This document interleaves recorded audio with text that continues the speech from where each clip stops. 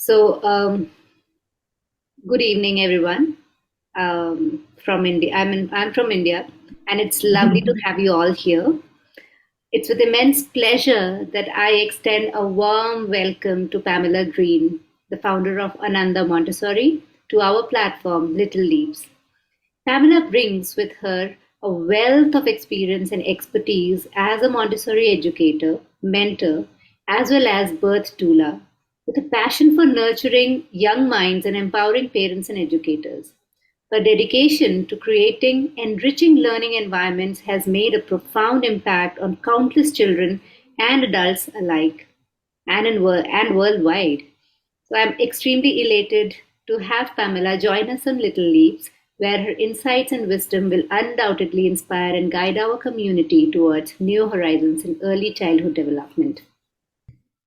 So, yeah, before we begin, Pamela, I would like you to introduce yourself and share your experiences as a Montessori educator, a birth doula, a parent, and a grandparent.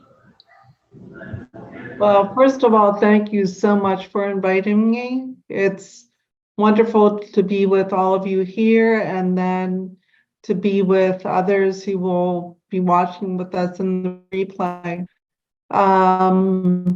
So I'm Pamela, and my journey in Montessori really began back in 1981 when I first had heard. I was in university and reading in a course these little paragraphs about Maria Montessori.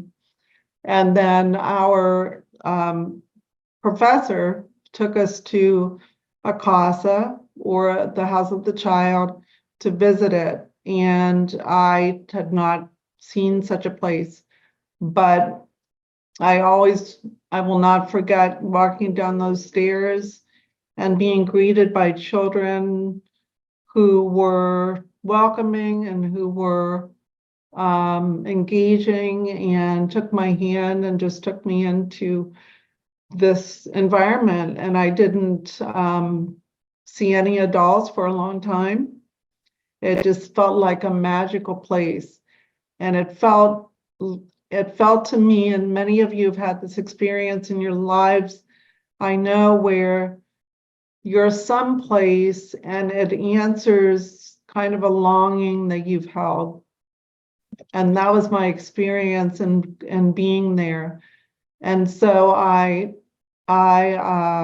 my closest friend's daughter was attending that school, and I would take her to class in the morning and then go pick her up. And I began to not leave. So I would stay, and then one day, the person who started the school, which was called the Children's House, he came to me and he handed me a notebook and a pen. And he said, "Here, just take this. And you go and you sit." And then another day, he brought me the book of the Absorbent Mind. And he said, "Here, you take this and you read it." And so that began for me my training, because I feel that, and I feel that Montessori, for me anyway, is an experience that we move through ourselves, whether we're a parent, Montessori parent, a Montessori grandparent, whoever we are, we enter into our own internal process of it. And that's what I came into. So I was experiencing my internal process as well as seeing the children and the child. And later I started teaching, and my husband and I married. Then we moved to South Carolina in the United States. And I started teaching in Montessori in 1983.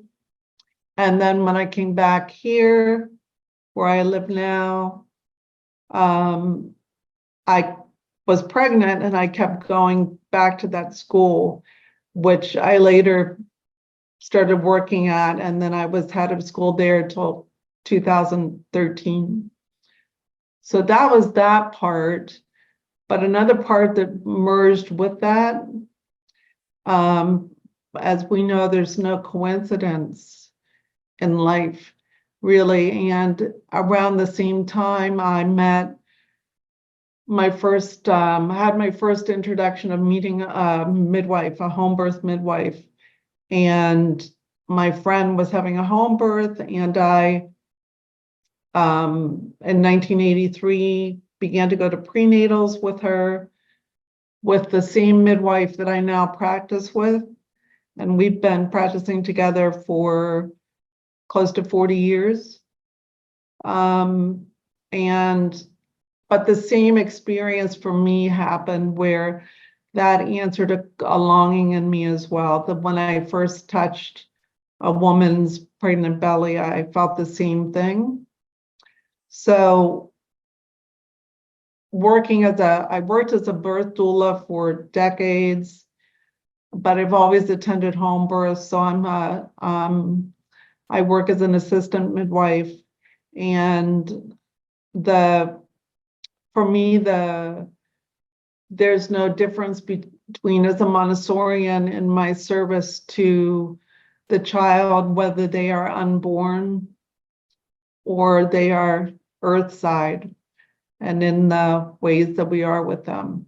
Um, so then the last thing I'll add with that is what I continue to learn in myself is that if I'm in myself, I have a living environment, as we all do, and I bring myself here, and I bring myself here, and I bring myself here. So that is, to me, the practice of Montessori, is how do I bring myself to those experiences. So that's a little bit about my journey. That's a long journey and pretty experiential journey. 40 years is a long time, and I'm sure you must have come across so many lives and changed them in beautiful ways. So, Pamela, I would like to ask you, you chose this topic, the way of the child. Mhm. What is the idea behind this topic, and why this name? Well, one thing that I always think of this, and if you can close your eyes if you want, or just envision this in your mind, a path. So there's a path. It could be a path that has is a wooded path with grass. Right now, there is grass where I am, but sometimes there's snow, maybe it's sand. But we have an adult and we have a child walking that path. And the a focus for me on in the way of the child is that we are invited to join by the child's invitation to go for a walk, to journey together. The journey of life we can think of as a path. And although we're walking the same path, the way of the child is different than the way of the adult, and they will never be the same. They will never be the same, and they can never be the same. And if all of you have walked with the young child, and whether you're sitting with them or you're journeying with them, and because they're shorter, they notice things that we don't notice, but we also notice things from our perspective. So we can be walking down this path, the child may be moving ahead of us, which is normally the case that I've observed, and then they're coming and focusing on something. I may be focusing on something. We may join together and merge and collaborate, and yet we are walking the same path, yet different. And the other reason and I just want to mention it to all of you, there's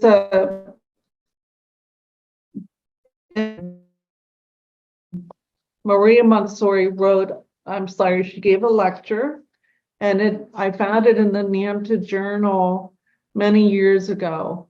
So I just want to read very shortly part of it, if that's okay. So she says, we must be convinced of the necessity of separating ourselves from the child, and we have therefore to find out two ways: the way for the adult and the way for the child. These two different ways render such a thing possible. If we wish to present ourselves as the finality, if we wish to place ourselves in the same path as the child, we shall meet with endless and inextricable problems. Whereas if we start with the clear conception that the two ways are quite separate, our way and the way of the child, and if we try to find the harmony between these two ways, then we may succeed. Then many problems will be made clear. So Yes. that is my reasoning or my intention. That's yeah, that's very true. Um, we every day, I think, when we are working with children, we see that, and it's about that bridging the gap is what we have to, move Mhm. towards to reach the way of the child, understand the way of the child. That's Yes. yeah, that's so important as adult around children. It's so important to understand the gap and try to bridge it. Yeah. So, Pamela, I would like to ask you. So, there are many questions that parents have asked, Mhm. but I would start with you being a birth doula. I would like to ask you, what kind of advices do you offer to couples, the parents, during the prenatal period to prepare for labor and birth? Well, sometimes we will, at least in my culture, but I've found it not just here, but we think of, even in pregnancy sometimes, we think more of the child of when the child's born. When the child's born, I will be able to hold my baby. I will be able to have contact with my baby that I've been longing for so long. I will be able to be with my baby that's birthed. And in pregnancy, we are in collaboration with our child, as we just talked about. We are walking a path together. And the unborn child is separate from us and a part of us too. And we are having our experience, and the unborn child is living a rich sensory life, very rich, and experiencing. I think of it as like a galaxy within salt water, moving around and very responsive to touch, and also to the feeling state of the woman who's pregnant, and really anyone within the environment. Because for me anyway, I think I feel that during pregnancy, uh, and the unborn child is in sensitive periods. It doesn't wait again till the birth of the baby.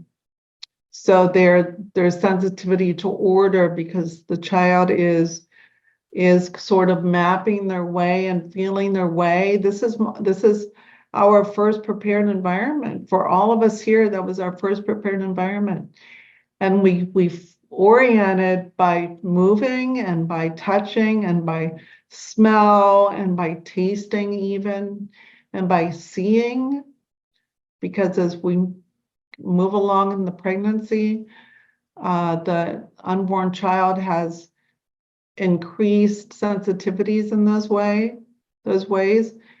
And for in pregnancy, if we consider all of that, then we don't have to wait, do we? We can communicate in full ways with our child through touch, as I talked about, through relaxation or meditation, through singing, which singing, from a midwifery standpoint, singing opens our jaw up and it opens up the cervix. The line is the same energetically and physically. So in the throat chakra and then down to the sacrum. Singing, dancing, movement. I remember when I was pregnant with my first son, I started to, even before, well, I had come into Montessori already, but I started journaling because the other part that I found in most women in pregnancy is we come into and we're going to talk about this later, but we live in biological time. The clocks don't matter. We start to turn more inward if we are giving ourselves and we are given the space and the freedom to do so. So I began to journal because my dream life was more vivid. Things were happening there and just about myself. There, you can read to your child, books are wonderful, but also just talking about what's happening. So not to even, we can imagine it and we can certainly live it, that we're having conversation with our child, just as if that they are here with us. They are here. And the other thing that I'll add just briefly is if there's certain music that we resonate with in any form, maybe we're playing an instrument, whatever it is, but if there's music that we listen to in our times that we're practicing relaxation, that music, if we listen to that, not only are we hearing that, our child's hearing that. So I believe that this becomes a cellular memory within us. And then if we listen to it at that time, we listen to it during labor and birth, and then it's a transitional material in a way that brings us both into whatever's happening around us, can help to it's like a reference point, as we talk about in Montessori, or a memory that we both hold and can help us. And then in postpartum, or the first 40 days afterwards, what we sometimes call the baby moon time, that if we use the same music, it can be with us. And my youngest son, I teach childbirth classes. I have been doing that since 1989. So the whole life of my children, they've grew up with midwives and they grew up with birth. And so I had used this one tape. My children are old enough that we had cassettes. I used this one tape with Eli in that process. And one night, my husband had taken the boys out because I was teaching here in the house for class. And at the end of class, we always had a relaxation and then we had snack. And Eli came in, and so he was about 6 years old. And he hadn't really heard that tape since he was in his, infancy. And he went over to the tape player and he just pushed the button and he listened and he took the tape out and he held it and he looked at me and he said, "This is my song." So that stayed with him all that time. So there are many ways that we can communicate, and that the child knows us. And again, it's the absorbent mind time. So to be conscious of, not be natural and conscious of our feeling state and what we're saying, because not to shut ourselves off from feeling in any way, but that the child is sensing that as well. And so to do what we can to process within ourselves in preparation for the labor and the birth. And well, there are so many things, but those are a few that I would say. Yeah. Actually, this reminds me of my friend. She was my batchmate, and I remember she used to sing a song, a lullaby song for her baby in the womb. And when she was, I think, 6 months old, and she would cry, and she would need somebody to, pacify her, she Mhm. would start singing this lullaby, and she will just self-soothe herself and go back to sleep. The little baby. So I can totally now map it, and yeah, it makes so much sense. So Mhm. with this comes a question, Pamela, that many parents are not even prepared to have a baby, and sometimes it just happens, and then when Right. during that journey and post the journey, when the mother is in postpartum, um, there are challenges where you are not able to deal with the baby. What do you suggest in such situations will help the mother calm down and support the baby? And at the same time, what can be the role of other people in that environment who, the way they can support this, both mother and the baby? It's a very good question, and it goes back actually to pregnancy. One of the ways that we can prepare for the first 40 days, or in Montessori, we call it the symbiotic period, the 6 to 8 weeks, which universally is 40 days. How can that be unless it's a sacred time? It's a sacred time. And in my culture, we all have traditions in our culture around it. In my culture, it is to not in my practice, but to not really recognize that. And that's why in the US we have the highest incidence of postpartum depression. But so in pregnancy, we can be thinking about those first 40 days or the postpartum. And one thing that, and I never want the parents to feel that this is their work, but to think about the time afterwards as a time of resting, recovery, adapting to being a mother, a father. I work with some families that might have 15 children. Each time they birth, I'm coming into being a mother again. For the child to come into being a son or a daughter, and that acceptance of that new life after birth. So if there are ways, if we have family, or if we have friends, if we don't have those around us, if we can find a resource of community somewhere. Now with the internet, it's much easier, but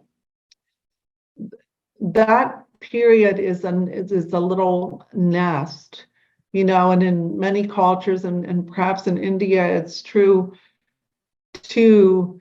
In some places you're placed away, and you are, it's not like you have to go away, but you're put in a sacred cocoon in some, or a nest, and you are given massages each day, you're given certain foods, certain things happen each day, that there's traditions that go on.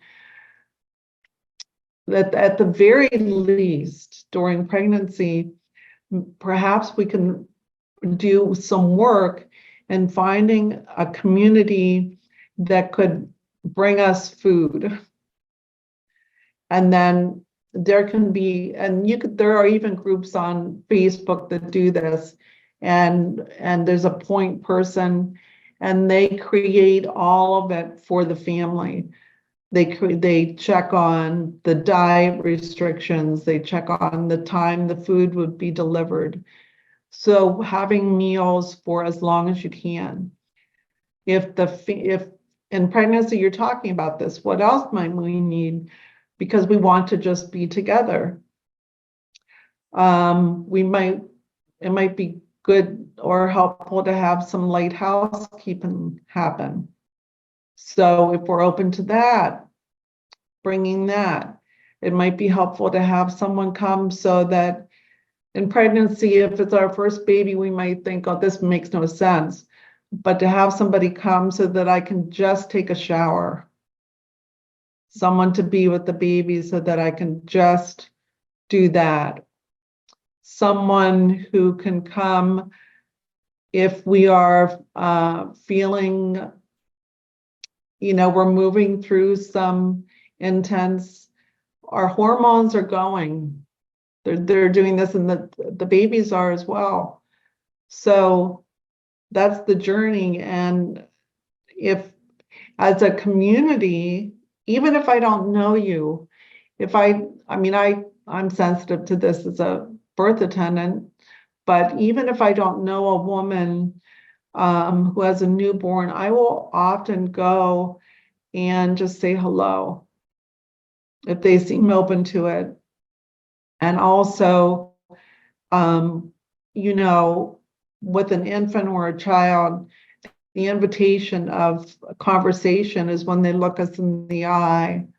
So I would wait for that before I would do anything. But if we know of people in our community that they're going to be having a baby, we could take a meal to them. So there's the greater community there too. So that's preparation and pregnancy. And then afterwards, I was just talking to one of my students the other day about this and saying to her, after birth, babies, they are so compassionate for us, and they are so wise, and they're so patient, and they are so willing to teach us. And if we can be nurtured and have that time of falling in love together and being immersed together, then the child will teach us. And there's many levels to what that means. And then there's our learning of the cues from the infant of what they're saying, and then what their interests and needs are, and realizing from the beginning that they're leading a full life, and that we can be observing and not disturb their process. And then to get, again, rest, be eating, and recover. So those are some things. And also the last thing I'll say is it was very hard for me. Sometimes it's very hard when we're in a very intense process. Maybe we didn't sleep last night. It's been many nights, and so to rest when the baby rests, but also to ask for help. Yeah, I totally agree with you. So I've seen this most of the time. I don't know about culture over there, but in India, in our culture, I've seen many a times if the mother has a restless sleep, and the next day she is not able to look after the child, and it's not just about looking after a baby. It can be a toddler or it can be an older child either. Now we are Right. talking about having a community where we are supporting each other. But many a times, what happens Mm-hmm. is this extended community, instead of supporting the mother, starts judging the mother. So, say if she had a Yes. restless sleep and the next morning she is not in a great mood or in a great frame of mind where she can support the child the way everyone is expecting, or the way they are expecting, the community is expecting. It can be the extended family, it can be just the co-partner, and they want her to feed the child in a certain way, or be with the child in a certain way, and the mother is not ready, not just because she had a restless sleep. Maybe she's been tired for a long time and she needs a break, but then the society starts judging. In such situations, how can we help such mothers to first collect themselves to raise Hmm. a better child? Uh, Well, that's very, very good. And Tanya, thank you for sharing too. So, many times, but we have to remember we're mammals, so we come into the same instincts as we have from the beginning of birthing. And there are the instincts to care for ourselves, to be safe, to care for our newborn in pregnancy, labor, birth, and postpartum. It's not, if there's a partner or a husband or a partner, it's not unusual in that same uh, frame of mind that that person will come into a quality of protection, of protecting that space. They'll just want to protect that, and they're in that space. So one of the things, and this doesn't have to be rude, but it's a way to kind of set limits, is that, and it's along with, so if we have, let's say 2 weeks or whatever time frame, that we will be on our own without visitors. Okay, I mean, to really be clear on that, and having people bring food and everything so that we can be cared for. That's how they can care for us. Oh, you would like to help? We would love your help. We would love some help and some support. This is what you can do. And I know as a nana, which is a grandma, I'm going when the children were born and being with them. But the if someone is, if we have a sense that someone or whoever's coming is going to have that judgment, which we are extremely sensitive to and vulnerable to after birth as a new mother, it is, we have to come into really some clarity of, and again, it shouldn't be the mother who's doing this. It should be the father or the co-parent, or maybe there's someone in the family that will step into that role of saying, this is the time for resting. So to not let them enter, and you don't have to be mean about it, but it can be so exhausting, and it can also really slow our healing physically, emotionally, and spiritually, to have that energy within us. And people, I feel, are, they may be meaning the very best, but I also find that they're moving through maybe their own history of not being cared for. that's So we can change the story. We can change it.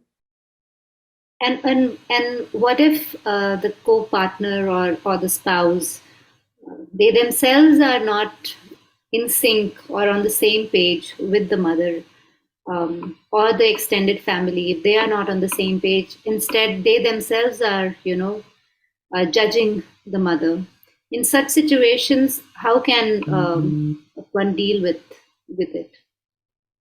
Well, hopefully, I mean, the hope would be that that person, many times the father or the co-parent, they may be feeling left out. So we have to remember that. And that can express in many ways. It can express in many ways. I birthed and I'm breastfeeding. I'm doing that. Just the woman can do that and do that part. So men can feel left out and where do I fit? Where do I fit? So even as women, we can this is the inner work of the spirit, really reflect on how much am I allowing this person in.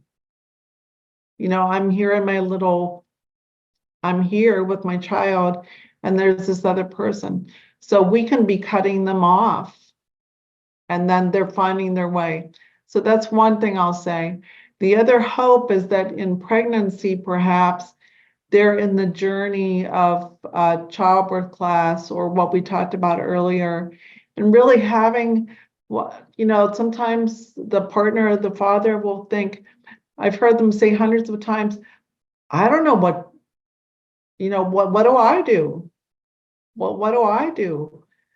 And there are so many things you can do. You know her better than I know her. You know her better than anyone.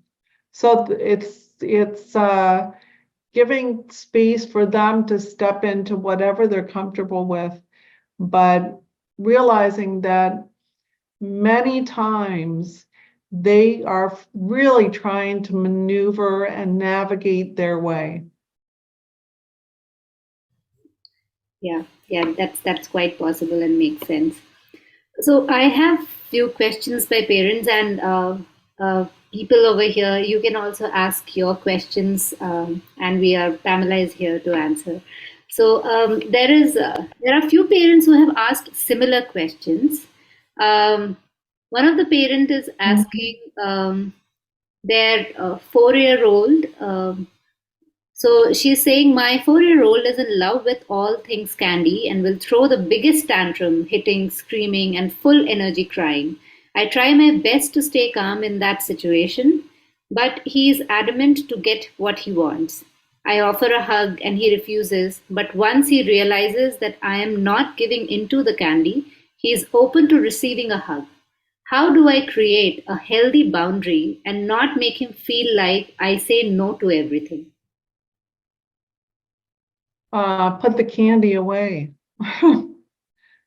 That's my first preparation of the environment, Yeah, you yeah, know? And of course, if there's candy available, I would want it. If it's there that I can see it, I'm gonna want it. Um, the other thing is to, if we think about again the way of the child and the way of the adult, to give children space to have their process. Sometimes we entangle ourselves in their process. So even temper tantrums, I'm often hearing the words that are spoken as clues with things. But temper tantrums from Maria Montessori's standpoint, they're unnatural. They are a deviation. They are a clue that we as adults are not observing um, in a certain way, and perhaps we are serving the want of the child rather than the need of the child, which are different things. And it's a clue to us that we have misunderstood the child. Again, children are so wise and they're so helpful. They give us these clues and these clues. So in circumstances like that, I would look at the preparation of the environment around where things are.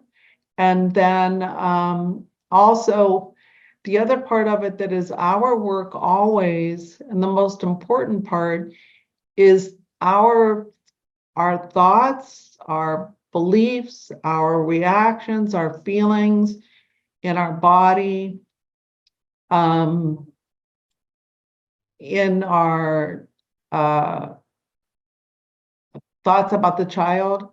Whenever we move into, here we have the child before us, and to simply come down to their level and just sit on the floor and give them a little space in times like that can be the most helpful thing. We don't have to do a lot. We can be with them and give them space. And there will always be times when someone might want something and it's not possible. And at that age, you said age 4. So at that age, and then there are responses we can say. Let's say there was candy. I can, and I made the mistake of having it visible. Then I might, in myself, be looking at fuller at the picture and say, I hear that you're wanting some candy. I hear that you are.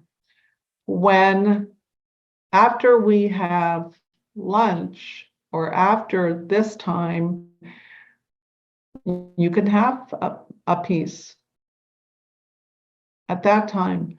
Or maybe it's after lunch and it's there, and we have to look in ourselves of what the really not to be so rigid around it.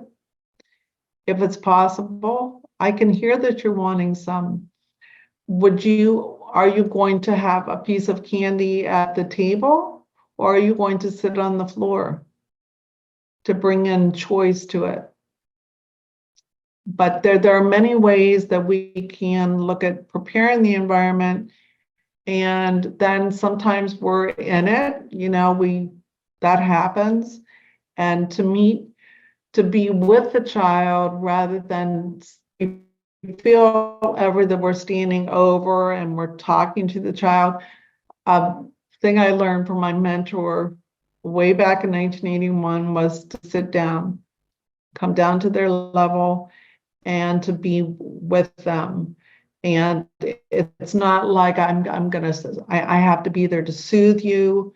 You're not harmed, but I'm here with you.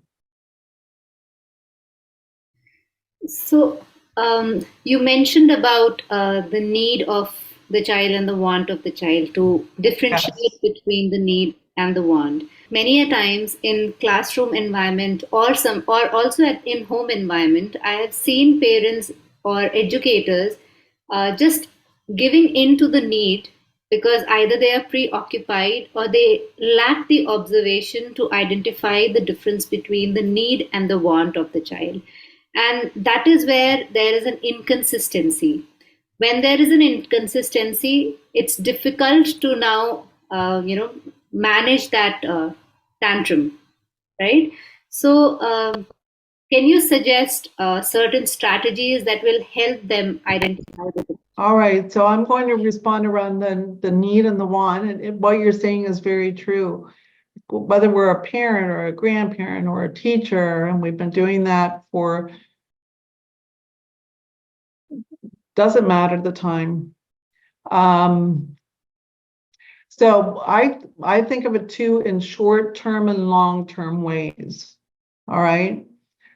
So if a child is, I'll give the example of a child who is, they're a toddler, let's say, or really any age. You can just use this example in any way you want, but they are standing on the table. I could do many things. I could ignore them. I could walk away. I could, so I'm allowing them to do that. That's their want. I'm allowing them to do that.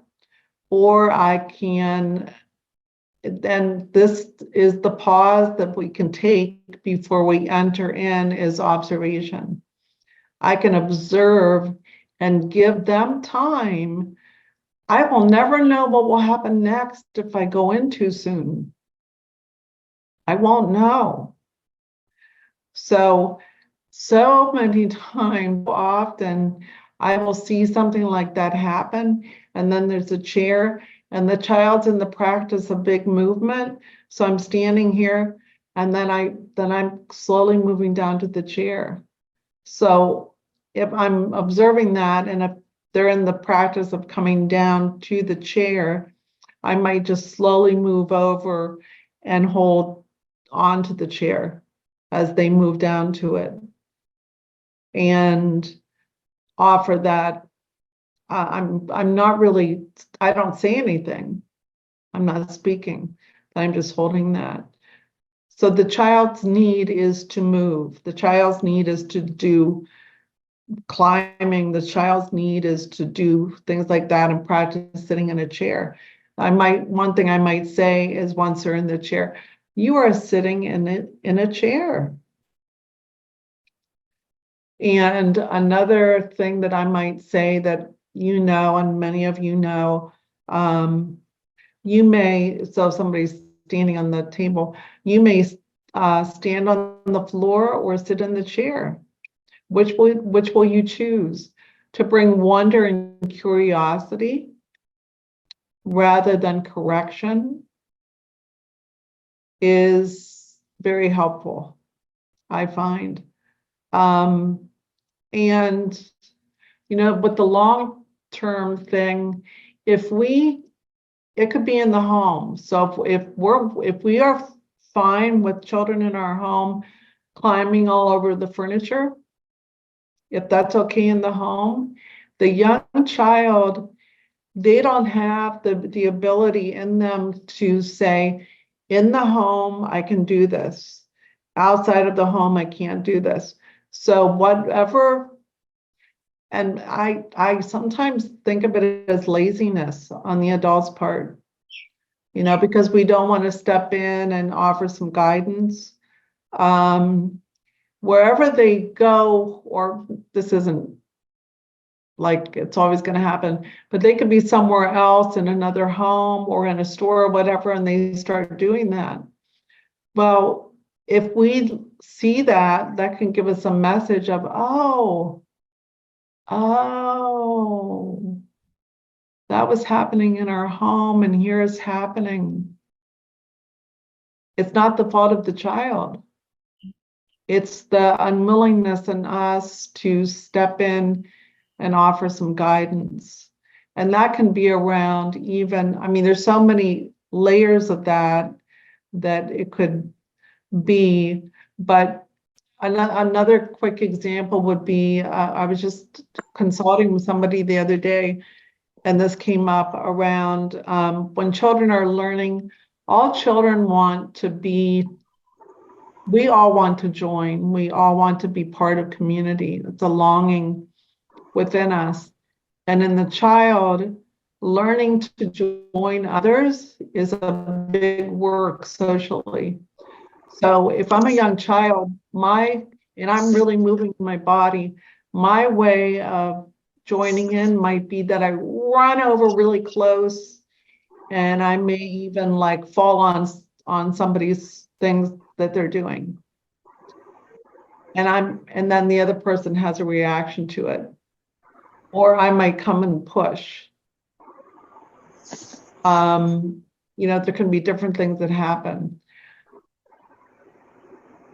What the child's needing in that experience, I feel, is some guidance on how to join. And it depends on the age of the child. But sometimes what I do is I just put an arm out. I put an arm there. So I see them coming, and I just put an arm and say something like, this is your space, and this is Arlo's space. Are you wanting to play with Arlo? And maybe all they can do at that point is they can nod. And then I'll just put my hand on the floor to sit here. Mhm. But to remember that, so again, maybe they're wanting to come over and take or have, not, sometimes I feel like we meet discomfort in ourselves around that, especially as a parent. My child's coming over, oh my goodness, they're gonna do it again. They're gonna do it again. So then an adult might turn to the children they're playing and say, well, could he just have this? Could he just have this because he really wants it? And then we give it to them and not allow a moment of guidance that can help them to come into more experiential understanding of ways to join others. So those are a few examples. And what about the overindulgence? So here we kind of took a kind of parents who are a little lazy and are not stepping in a lot and giving them right guidelines or boundaries. Uh, but there are also not just parents, but even educators who step in even before it's necessary. Um, what kind of qualities are necessary for us to understand when the child really needs the help and just step back and watch and help only when necessary? Observation, Yeah. observation. And in observation, I just did a conversation with Sylvia Ayrton on this. Observation, we can observe, we're observing right now. I'm observing all of you. I'm observing a screen. You're observing where you are. And then observation in any pedagogy, it's an ancient tradition to observe. And the inner observer through meditation or whatever way that we do that, but to prepare to observe, to whatever that is for us. Maybe it's taking 3 breaths, maybe it's sitting in a chair and just becoming still, and then to begin to observe. When we do that, then I can, and you probably had this experience where literally if we do that, then maybe we close our eyes for a moment and just pause and we open our eyes and even what we see is different. So something shifted within us. Had nothing to do with out here. It really has nothing to do with out here. It has to do with us. So with that discernment, which is one thing I talk about sometimes is whole body listening, which is part of the preparation. But I always, a question I ask myself is, if I enter in, will that add to a child's experience or take something away? To really look at my motivations, which is different than my intention. It's sort of like the difference between the want and the need. That's so true. Yeah. Yeah. So, audiences, any of you, if you have any questions, Pamela is here to answer. She's actually very excited and happy to answer your questions. Anything. You can write down your questions in the chat section as well, and I can, throw up the question.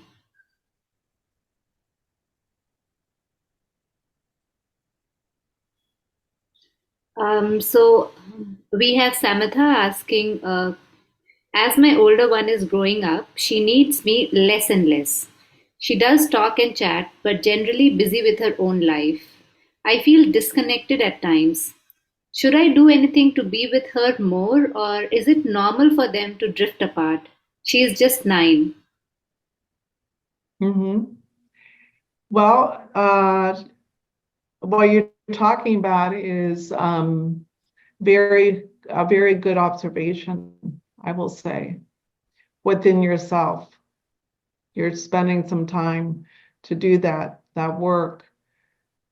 You know, my children are 37 and 35, and it never ends. Our parenting never ends, and then perhaps we become grandparents. But we are the touchstone that our children can return to. That is quite a beautiful place to have, isn't it? To be the place where children can come to, and then this happens from birth, they begin to reach out. They are beginning to move away from us at that point in some ways. So they're moving away, and then they can come back to us. They move away, and then they can come back to us. And if we notice that our child, there could be times when they want more space because the older and the age that your child's in, the wider community is more important than us. Can you imagine as a parent? That can feel isolating. That can feel sad. We have our feelings around that, but those are our feelings. And to take some discernment to not overlay those onto the child is important. And then, there's with children, even at that age, they're aware of time in different ways, but our being with them in any ways that we meet together and work together those are the memories. And I know that from being on this side of parenting. Those are the memories that I hear from my children, and then they go off and they do their things and they come back. And what I found as a parent is the more that I could, and I didn't always do that, I messed up a lot of times, but the more that my husband and I could give that space for them and that freedom for them, the more we experienced that they felt free to come back and be with us. So that's what I would say to it. And I do really understand how it feels. I hope that answers your question, Samantha. Yeah, You're welcome. yeah. Um, any one of you who have any question, please go ahead and ask. Hi, I have a situation that I'm constantly in a battle with my mother and my in-laws, my mother-in-law. So being from South Asian culture, we tend to always want to feed the child constantly, right? Like give them a snack, give them a candy, give them something to eat because they always think they're hungry. I'm sure, Madhuri, you can understand this. Yeah, I totally And agree with it. Yeah. my thing is like I'm the one. Right. And then the grandparents and my mother oversteps my boundaries that I'm trying to teach my children. And that's where the conflict comes in because they're thinking like you're too much. This generation is too much. You don't know what you're doing. And that's where I have the conflict. Now, example will be at my mom's house, I would set the boundary with my mother, but she completely ignores me after a minute. She'll play into the idea of having that boundary, but then after a few minutes she gives into the child, whatever the child wants, whether it be a candy or something to eat, like constantly eating. There's no boundaries, right? Or if it's whining and crying and tantrums, then she just instantly feels like, hey, I need to give the child what he wants, like the candy or whatever he wants to eat, or the chocolate. I have to give in to that to keep them calm and relaxed and quiet and for them to listen to me. And then I step in and I will say, no, I'm trying to hold that boundary, right? And I step in, I'm saying, no, you can't have this right now. You could have it after dinner. Would you like it after dinner or like right before you go to bed? So I do offer choices, but then he's still crying and like he's still, because he knows his ways, he knows how to get the way. So then the grandparent or the mother, my mother, will step in and still give it to them or push me off to a side and say, just leave it, like he's crying, just give it to him. So like that is my biggest battle right now. So what I'm doing is I am avoiding going to my mother's house. So I'll have my mother come over to my house where I'm in control of the environment and I know where things are, and my children know the boundaries in my own home. But my problem is going outside of that home, like you were saying, and not being able to control those boundaries that I've set up for them.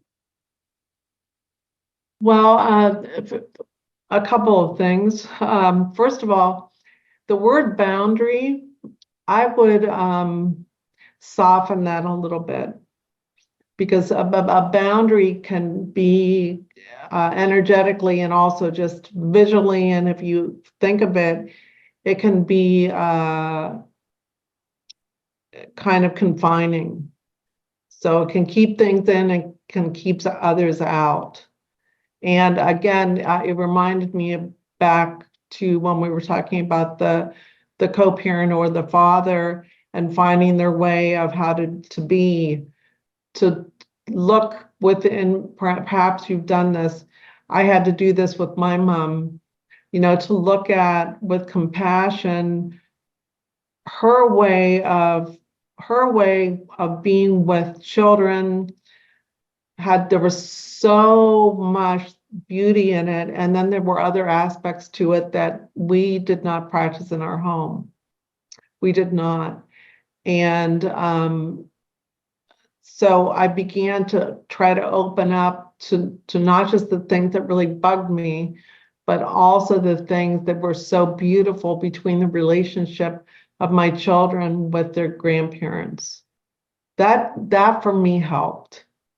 Now, the other thing I'll add is that, and you may have done this already, but I found this helpful with my mom, was to talk, and my kids were with her a lot, to talk at a different time around, in our house. And I'm going to add to this, number one is modeling, which is what you're talking about. You're modeling naturally how you are with your child. So without any attachment that anybody else from seeing you does anything differently. So releasing attachment that this is a teaching to them. But you model what you model, and you live your life in your way. And for me, what I did was I just talked to my mom a number of times about, I really we prefer that the treats and those sorts of things happen after a meal.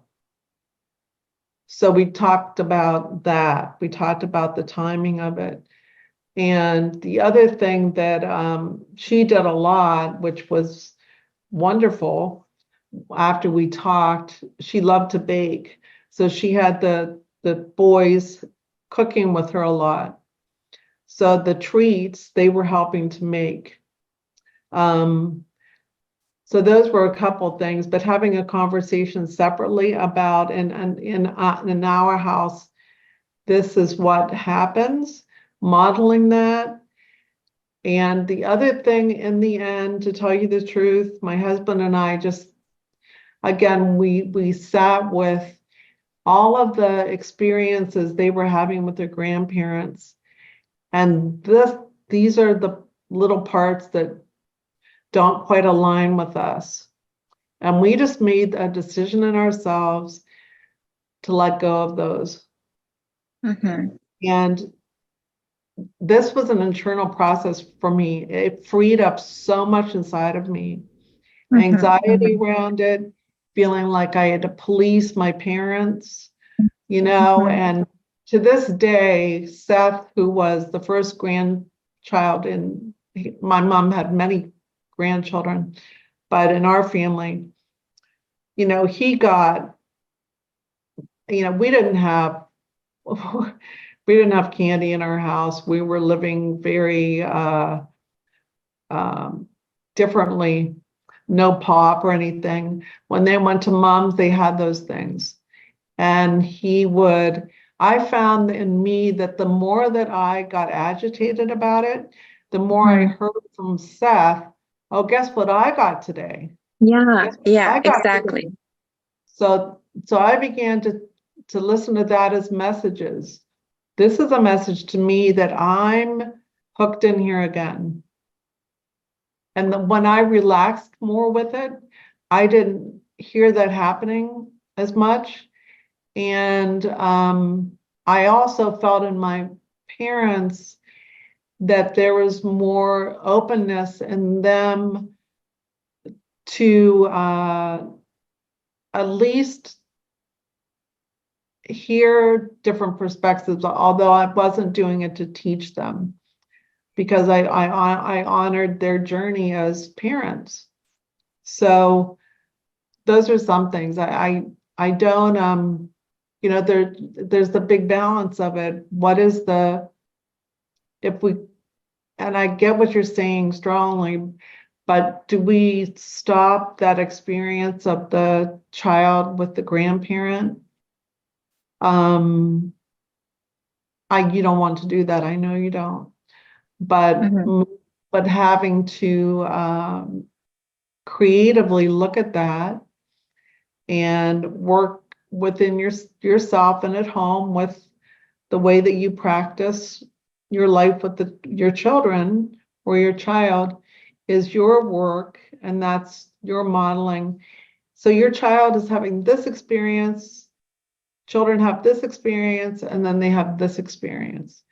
They begin to understand more.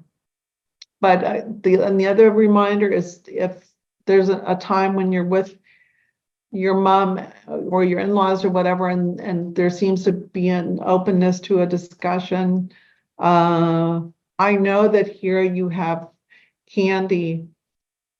This, for us, we ask that this happens after eating,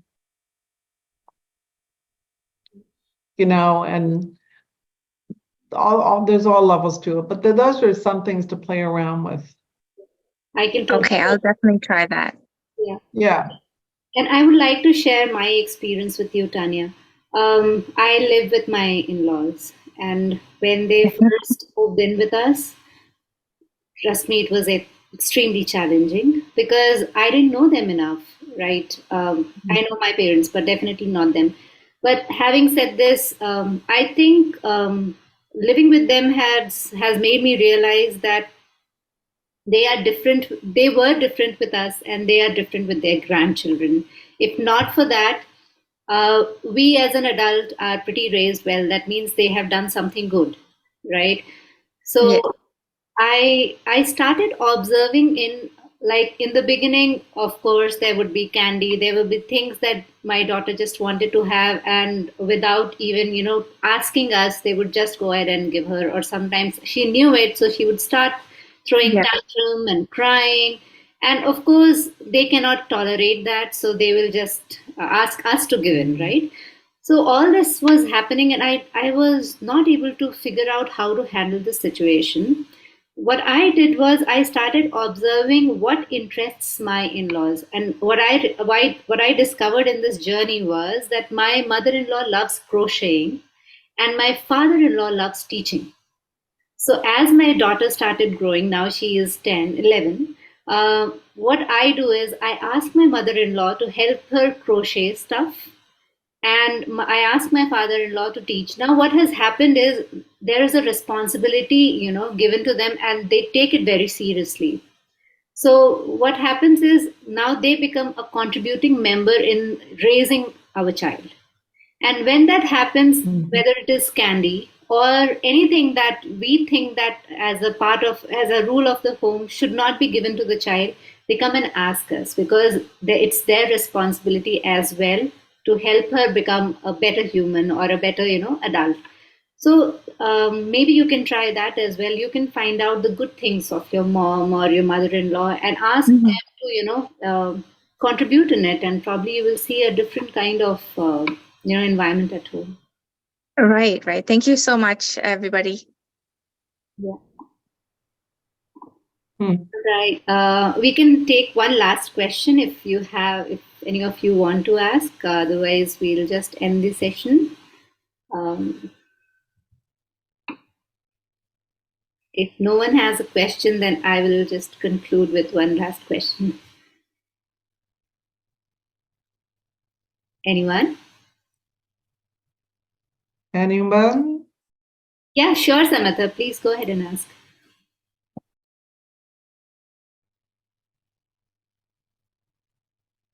Okay. So Samatha says, I'm not always on the best of my behavior. On days that has been hard, I might have snapped at my kids. What's the comeback? I feel bad they saw me that way, but I'm only human. I'm sure my parents didn't overthink this way. So, Hmm. what can be done? She is asking. So, what is the age of the children? I think one is 3 and the other one is 9. Am I correct, Samatha?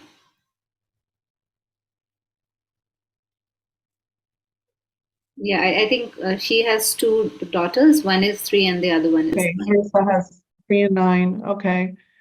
Well, we are human, aren't we? And that comes back into thank you.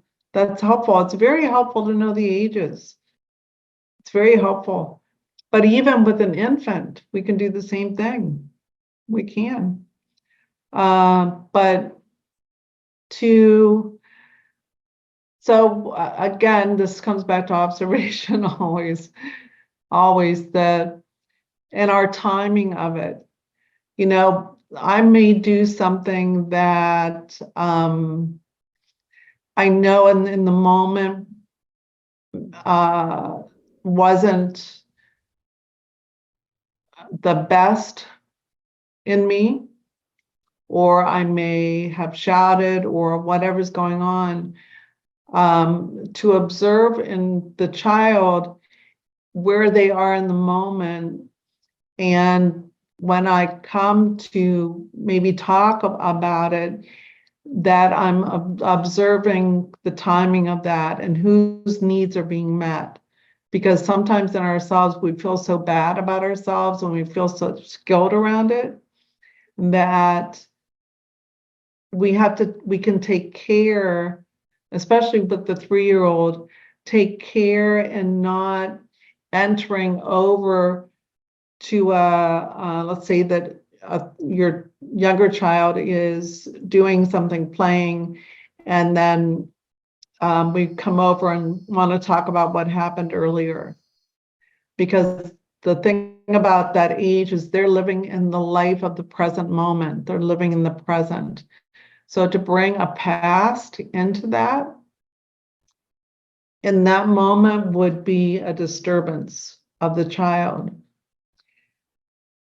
You can within yourself work on sitting or whatever way that you do and just thinking about forgiveness for yourself, bringing that softness into yourself, into your heart, whatever ways those are.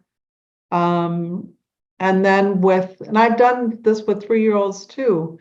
If there's a time that we were just sitting together and it might have been a little bit ago, or and to make it more general, sometimes I'll say something like, sometimes in myself, I say things that later I think about. And I know that next time I will say something different.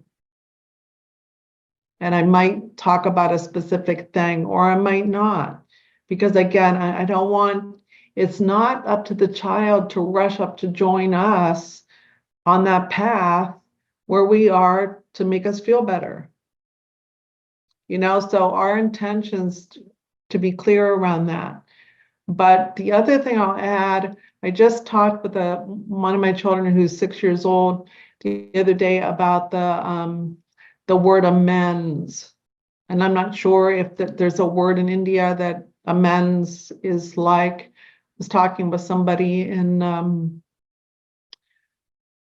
another country yesterday, and she had a different word for amends, but amends being where we care for the other person. So we can model caring for others, where we can have done something, and rather than just saying, I'm sorry, which is empty words, we can feel in ourselves a bit, I don't want to use the word guilt, but maybe that feeling of, I wish I could do something. I wish there was something I could do. There's always something we can do. There's always something we can do. We can, if it's with our children and it's with the older child, especially earlier today when I yelled and I noticed that you responded in this way. I have been thinking about that, and I'm really going to bring focus or time in myself where I'm just really going to work on that rather than yell to come to you. Just talk about the different things. And then if it's happening in the moment with children, and even if we're the ones who do the yelling, we can model by, let's say the tears are there, we can model by just silently going and getting a tissue and bringing it over and offering it out in our hand, not putting it in their hand. That's not respectful, but offering that and to just be with them. And I noticed that when I said those words to you, that I never say what I think a person's feeling. I've made that commitment in myself. But I noticed that you look this way. And for me, I'm making a promise to myself to really try to change that. Whatever ways it is. But the biggest thing I think is the thoughtfulness around the timing of it and whether it's meeting our needs or the child's, and that we can, without the children even, we can sit and we can focus on forgiveness, whatever that means to us. We can make a recommitment within ourselves to move forward. Thank you. Thank you, Pamela. That really helps me understand it better. So what I generally do, it's at the end of the day, it's like 10:30 in the night and they're still not sleeping. So these days I've put a marker, after 9:30, Mama will be tired. So, yeah, we have few boundaries and rules. I don't know if it's right or wrong, but at least with my 9-year-old, it seems to work. So it's like, yeah, post this time, I might be on my, it's hard to be very nice after that time. So well, and you're also modeling self-care. You're modeling self-care, which is very important for the child to understand. We have autonomy from them. Exactly. Yeah. Comes back to the practice of walking the path. We have autonomy in our way, and they have autonomy in their way. And the more that we can, through self-care, model that, what a beautiful lesson that is. Yeah. My 3-year-old doesn't care much, so I think it's still a long way for yeah, her. I know. It's different, isn't it? It's different. Yeah. Thank you. Thank you so much. Oh, you're very welcome. I just will have a last question. Yes. It's just I think question of every parent.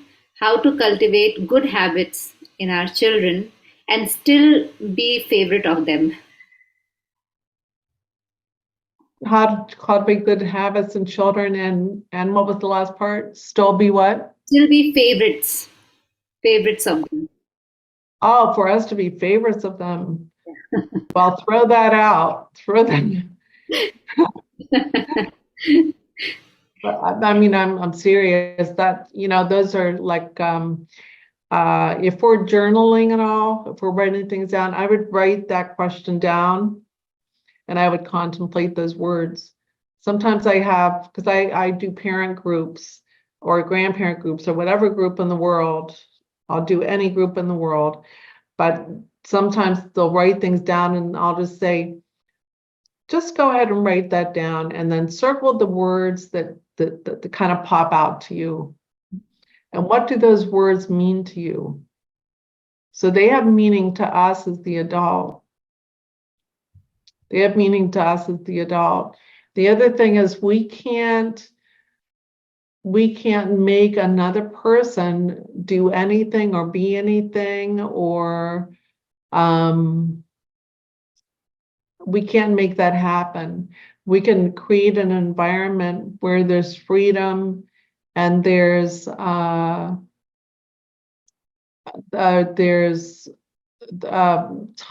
and space for practice and exploration and all of those things. What was the first word? Say the question one more time. How can we cultivate good habits in our children? Okay. So, all right. Yeah. So the best thing that I know in all of that is modeling. To model and to model naturally, which can seem unnatural in the beginning. But what are good habits? To think about what those might be for us.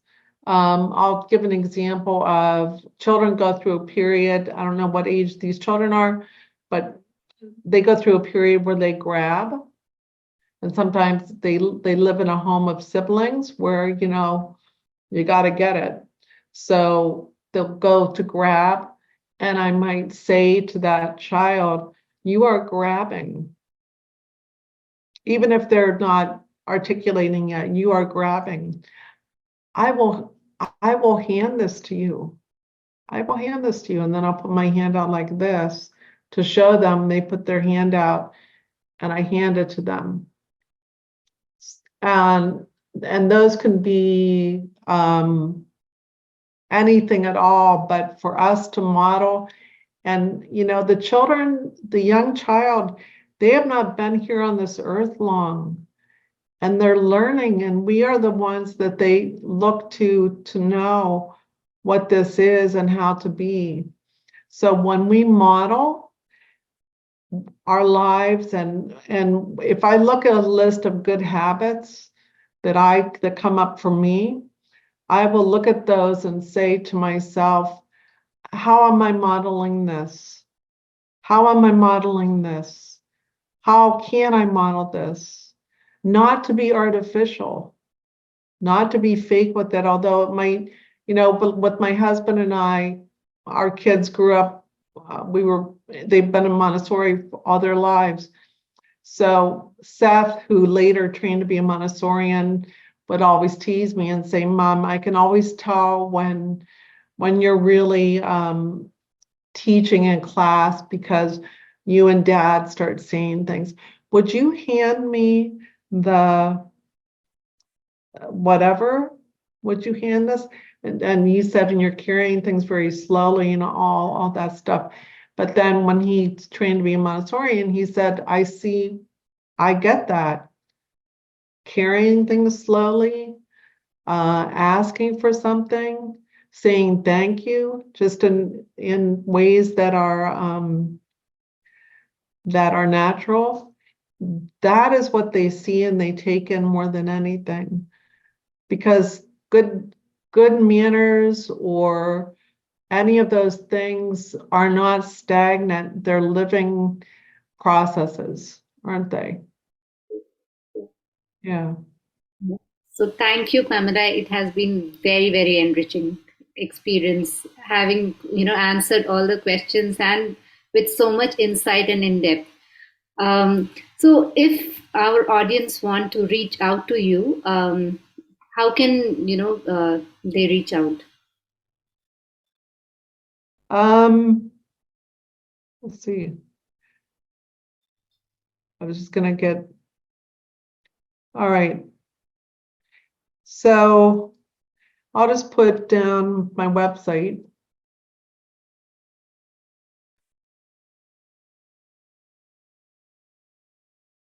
And then